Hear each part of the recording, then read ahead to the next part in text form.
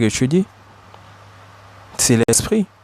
Et maintenant, Paul vous dit, et maintenant, frère, de quelle utilité vous serais-je? Parce que le parler en langue, c'est toi-même qui édifies, c'est toi-même. Donc, Paul parle en plusieurs langues. Vous méditez, donc vous-même, quand vous méditez dans vos têtes, excusez-moi, on va vraiment, je vais prendre le temps de, voilà, parce que je ne sais pas comment vous n'avez pas compris ça. Paul parle en plusieurs langues. Donc, vous avez dit, c'est une église multiculturelle. Paul parle en grec. D'abord, Corinthe est où? Il parle en grec. Il peut parler, c'est une église multiculturelle, et un autre frère va comprendre. Il va être édifié. Donc, c'est bien bon, Paul parle plusieurs langues. Il a dit, voilà, c'est Corinthe, dans le contexte, selon, lorsqu'on vient de le contexte, voilà, l'église de Corinthe, on voit que c'est une église multiculturelle. C'est une église multiculturelle. Paul parlait plusieurs langues. Donc, on monte, on descend de toutes les langues là que Paul avait, voilà. Donc, si Paul décidait de parler en grec, il décidait de parler en hébreu, il décidait de parler en ceci, il décidait de parler en cela, dans l'assemblée, il devait avoir un frère qui comprend Paul. Donc, Paul n'est pas le seul à être édifié. Mais on vous dit le parler en langue, c'est toi seul. Donc arrêtez, il faut parfois... Moi, je sais pas, vous êtes assez téméraire, hein? Je sais pas. Donc là, je m'adresse à ceux qui ne sont pas téméraires. Les téméraires, là, ça va au niveau. Le Christ a parlé du blasphème de l'esprit. Et maintenant, frère, de quelle utilité vous serais-je si je venais à vous parlant en langue? Le parlant en langue, le papa, parce que personne ne te comprend, personne. Donc il ne dit pas qu'il vient parler en hébreu. S'il parle en hébreu dans l'assemblée, c'est multiculturel. Nous avons gardé ça, c'est pas faux, c'est multiculturel. Donc, dans l'assemblée, il y a un hébreu. L'hébreu là est édifié. L'hébreu là est édifié. Donc, on vous dit pendant que tu es le seul. Mais on vous dit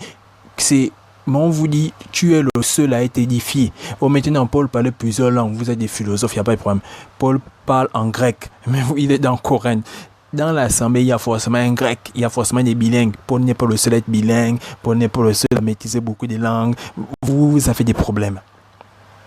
Vous avez des problèmes. Donc, je vous dis ça comme ça parce que pour ceux qui vont dire non, Paul a dit ça parce que Paul parlait plusieurs langues. Il n'y a pas de problème, c'est une église multiculturelle. Voilà, on est dans Corinthe. Il parle en grec, il y a forcément dans la salle, donc dans la communauté, quelqu'un qui comprend le grec. Donc, Paul n'est pas le seul à être édifié. Il parle en copte, voilà, en égyptien. Forcément, il y a forcément, voilà, un Égyptien dans la salle. Il parle en éthiopien, forcément, il y a un Éthiopien dans la salle. Forcément. Donc, vous voyez bien, on a bien dit multiculturel, donc. Et moi, je sais ça depuis. Donc, il a voulu faire ça. Pour ceux qui disent, non, Paul, et tout. Dans d'autres, disent, ah, Paul ne s'adressait pas aux Africaines. Ah, ça, je laisse ça comme ça, donc. En tout cas, vous ne faites pas de recherches, vous ne lisez pas, et on vous embrouille avec des trucs simples. Donc, on ne dit pas que voilà, si je venais à vous en parlant en hébreu, c'est multiculturel, il y a forcément un hébreu, donc Paul ne sera pas le seul à être édifié. Il vient parler en grec, mais vous êtes où? Vous êtes à Corinthe, il y a forcément des Grecs dans forcément, ils vont comprendre. Donc, vous voyez bien que voilà, frère, mais vous vous opposez à l'esprit, vous êtes téméraire. Donc, lisons, excusez-moi. Donc, je lis ça pour, voilà, ceux qui n'arrivent pas à comprendre ça. Donc, et maintenant, frère, de quelle utilité vous serais si je venais à vous parlant en langue, le papa, et il parle à toute la communauté. Maintenant, frère, il n'a pas dit, maintenant, toi, frère, c'est avec S, voilà. Donc, c'est qu'il parle à toute la communauté. Maintenant, frère, de quelle utilité vous serais si je venais à vous parlant en langue? Et si je ne parlais pas par révélation? Parler par révélation, c'est comment? Ou par connaissance? Parler par connaissance, c'est comment? Ou par prophétie? Parler par prophétie, c'est comment? Ou par doctrine? Parler par doctrine, c'est comment? Et vous voyez ce qui se passe. Donc, pour ceux qui vont dire que non, Paul et tout parler plusieurs langues, vous voyez, dans les églises, voilà, quand on invite un Américain, il y a un interprète. Et l'interprète, là, il interprète en combien de langues? Ça, c'est dans la langue locale. Donc, on amène un Américain, j'ai vu ça, voilà. Et il parle en anglais, l'autre est là, et Jésus dit, mais elle interprète ce que l'Américain dit. Donc, quand bien même Paul, vu que Paul parle plusieurs langues, il y a un frère, voilà, qui est dans la salle, il y a bon une langue locale. Dans Corinthe, il y a une langue locale. Donc, Paul vient, s'il décide de parler l'éthiopien, il y a forcément un éthiopien. L'éthiopien va servir d'interprète. Mais il ne vous parle pas des langues existantes. Il vous parle du parler en langue. Personne ne le comprend. Tu es le seul à être édifié. Personne ne te comprend. C'est ça. Donc il a bien dit, hein, multiculturel, c'est pas fort, c'est bien. Mais ton exemple, on a vu. Ton exemple, voilà, tu as foutu tes balayages seul. Donc voilà, c'est ton exemple. Ça t'a mis des balayages seul. Donc voilà. Et maintenant, frère, de quelle utilité vous serais-je si je venais à vous parlant en langue? Donc s'il vient dans l'assemblée de Corinthe, voilà, il commence toute la journée, hein, parce qu'il pouvait le faire, toute la journée, voilà, il retourne. Mais tu es le seul à être édifié. Donc, il a fait ce déplacement, donc il quitte de là où il quitte, il vient à Corinthe, dans l'assemblée,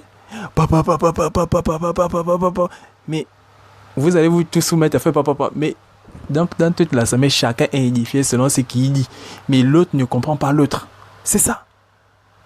Et il vous dit ça bien. Et maintenant, frère, je sais pas, c'est clair, mais moi, je sais pas comment les gens n'arrivent pas à comprendre ça. Et maintenant, frère, de quelle utilité vous serais-je si je venais à vous parlant en langue? Et si je ne parlais pas par révélation, parler en parlant en langue et parler par révélation, par connaissance, par prophétie, par doctrine, c'est quoi? Quelle est la différence? Faites la différence entre ces langages. Et moi, je vous dis, Paul parlait plusieurs langues. Il a dit multiculturel, Corinthe, il n'y a pas de problème. Donc, c'est que si Paul décide de parler au grec, voilà, les gens vont comprendre. Donc, il n'est pas le seul à être édifié. Il n'est pas le seul. Et qu'est-ce qui se passe? Donc, je vous prends l'exemple, hein, pour ceux qui veulent demeurer dans cela. Quand on invite les Américains, on invite les Indies, bon, je sais pas si on a invité des Indies, voilà, les Hindous, voilà, les gens qui parlent, voilà. Donc, on invite un Espagnol et tout. Moi, je vois ça. Donc, il parle en espagnol, il prêche en espagnol, mais il y a un interprète à côté de lui. Donc, c'est qu'il y a quelqu'un qui comprend. Et même dans la salle, donc, hormis l'interprète, il y a des gens aussi qui comprennent. Bon, s'il vient parler en anglais, il y a forcément 2 ou 3 ou 4 personnes, ou 5 ou 10 qui comprennent l'anglais, mais l'interprète est là pour ceux qui ne comprennent pas aussi l'anglais. Donc, vous voyez bien que quand vous voulez dire non pour parler plusieurs langues, vous êtes dit à côté.